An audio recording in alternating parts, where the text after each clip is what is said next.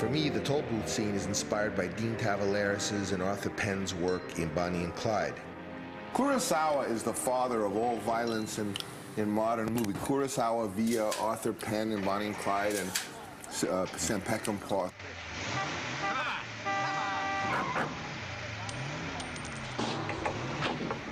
So there is a certain way to treat violence, a more gory way that really comes ultimately from Shakespeare. How many takes? One. Yeah, I had 147 squibs on me. Just before we were about to go, he's wiring me, and he goes, I never put this many squibs on a guy in my life. I said, I don't think it was necessary for you to tell me that now.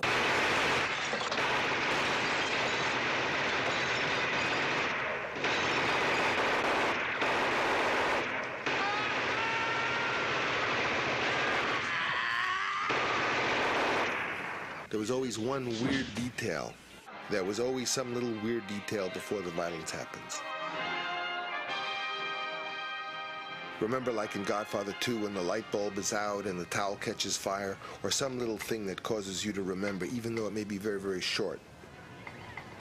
Got the idea from someone who told me about how they had heard this is how people in that situation would wrap a towel around a pistol and do this kind of slaying, execution, or whatever. Godfather.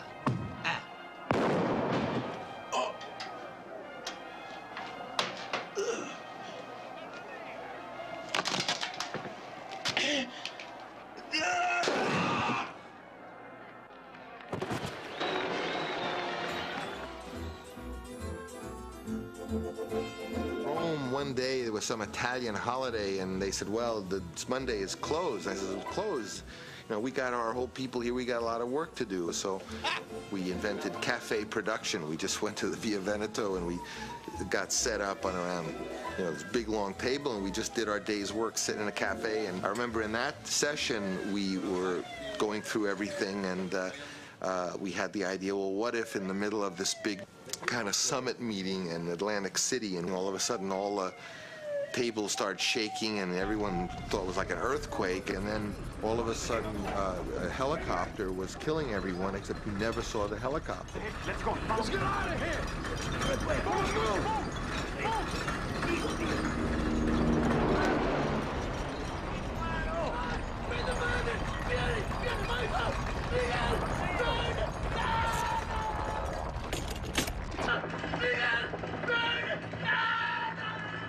But he wanted not to see the helicopter as a helicopter, but to see it from the point of view of the people being killed, which is just that there's something up there, which might be a helicopter, which is, you know, raining fire down on us.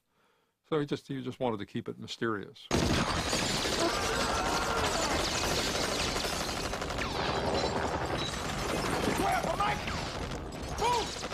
As I said, there's always some little weird detail. In the first Godfather, I think it was, we had the guy get shot in the eye, which was disgusting. But it was startling. And I wanted to do something at the end that was like that, but it was a political figure, and the person who went in was totally unarmed and had been through detectors, and yet he had to be able to kill him. See, violence is a very difficult thing for Francis in a way, because he really does not like violence and doesn't like the violent aspects of the Godfather films. And therefore, when he is going to do something violent in one of the films, he always tries to find a way to do it that's a little different than what you've seen before. To have the actor simply go up there and break the guy's neck was a little tame and expected.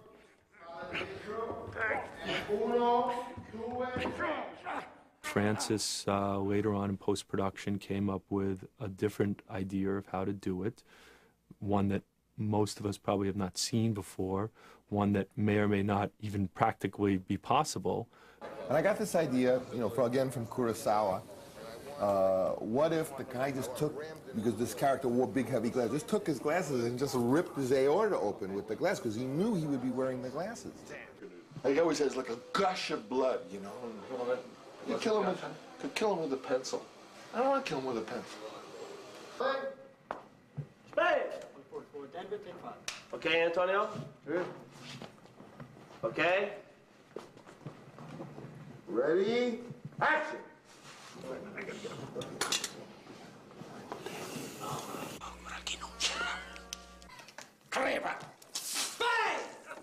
Pulse it. Stop the blood. Stop the blood.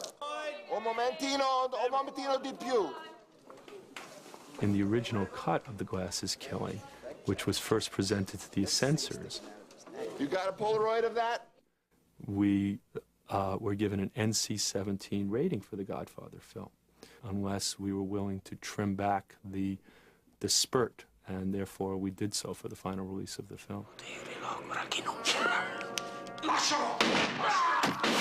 The actual sort of real blood Catholic ritualistic aspect of the killing was sort of lost a little by having to censor it.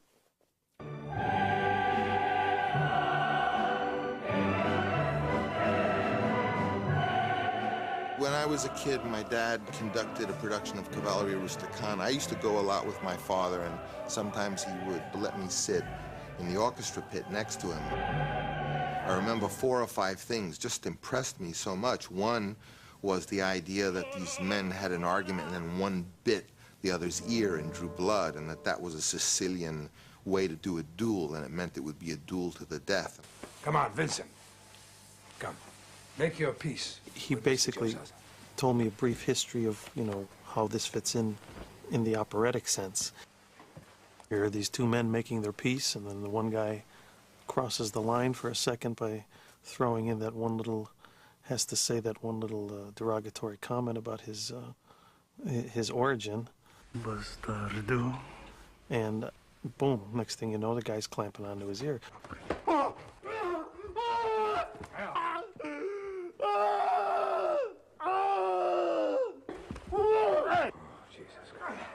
The first take, I guess I missed the mark, and I was a little, carried away. And when I ripped, and I actually ripped the entire prosthesis off his ear, and some of his hair, actually. And Francis liked the fact that I was taking the ear, the bits of ear still were in my mouth. Like that, he said, I like that. Do we have any hot dogs or anything that he could put in his mouth?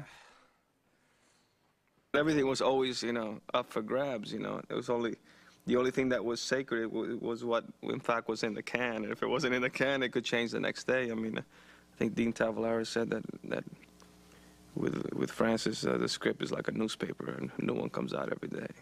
This is a conspiracy, and it's got to have the feeling of a conspiracy being unraveled, and bam, the solution is made, and you guys are going to fight back.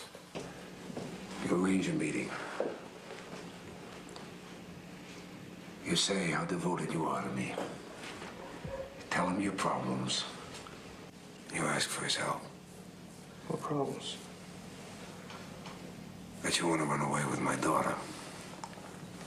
Only you know that if you do, I will become your enemy. With Francis, when he gets set up in something, he's always going to go, and he's going to reach, and he's going to try to go further than he did before.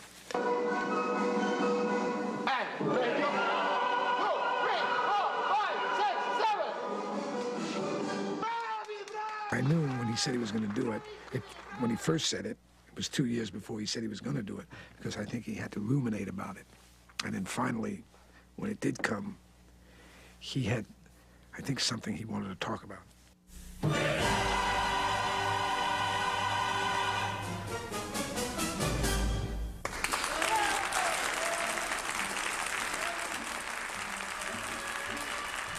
I want to shoot 2 or 3 scenes that are breakthrough scenes, but I need to have the scene be like where people get a little nervous. We're into very subtle guilt stuff here, because who ultimately, if he's just sworn on the life of his kids that he won't sin again, does he sin again? It's the sin of omission. He doesn't stop him. But he's like really up a pickle here. Very tricky. Yeah, but it's interesting. Oh, it's evil against good at this point over there, and it's a real enigma he's caught in. Pop, what would you do now? We had the same dream. Pop, what would you do now? I mean, he reaches out to his father. I mean, what could his father give him at this point? What wisdom is he looking for? This wasn't enough time, Michael. Wasn't enough time. We'll get there, Pop. We'll get there. Maybe the guy thought he loved his family so much, but maybe he was always a loner, and that's why he couldn't really, you know, he became too much the head of the family in his mind and not enough in his heart. You know, a real father, a real family member always does what's good for the family. See ya. Taking your picture. I always really treasured the times with the family and loved all of them very much. I always thought that those get-togethers with my uncles and my cousins always were high points to me. And I learned to turn to them when I was in trouble, and I reached out wherever I could for those things that I knew were definite because I had lived that way. And as the movies were made one after another, more and more, The Godfather became just kind of the biggest home movie in history. And my attitude was, why not have Tally play the part, because maybe it'll be good for her. You know who that was on the phone? Your girlfriend! She couldn't make it tonight, you know? What's for dinner? What do you mean, what's for dinner? Did you hear what I said to you? So you know what I did the first day when I went on the set the first day? I walked into the camera and knocked it down. And because I didn't wear my glasses, and I was so nervous. And Marlon Brando was there. I walked right smack.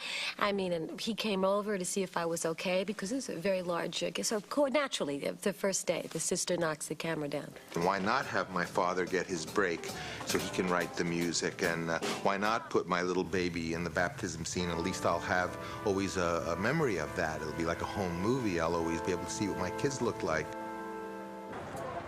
Well, I remember one time we were in New York, Little Italy, and we were sitting in the back of the old St. Patrick's Cathedral in Little Italy. We were shooting some of the scenes.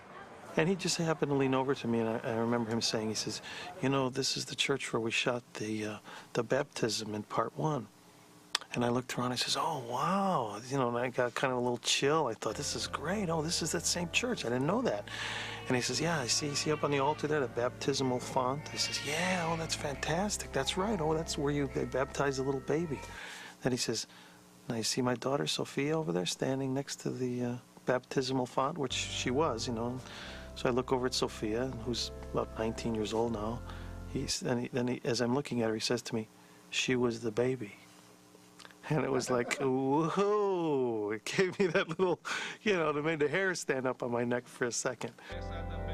Diane Keaton looked to me like she really hadn't held a child before, because I kept seeing Sophia's head sort of falling off her arm, and it was all I could do to keep from running up there and sort of propping her head up. I'm your little cousin. When my dad was writing the script, you know, he naturally based it on, when he's writing about a daughter, he based some of it on me. Who's your father? I'll give you a hint. He's Italian. Mary. At the beginning, I remember going to Diane Keaton and saying, like, oh my God, I have to do this kissing scene with Anne in front of my dad, blah, blah, blah. And she said, like, and I was, like, really scared to do it. I just did not want to do it. And she said, oh, no, they're fun. They're really fun to do, like, love scenes. Because you get to, like, do all the things you're not supposed to do, which you can't really do. So then it was fun.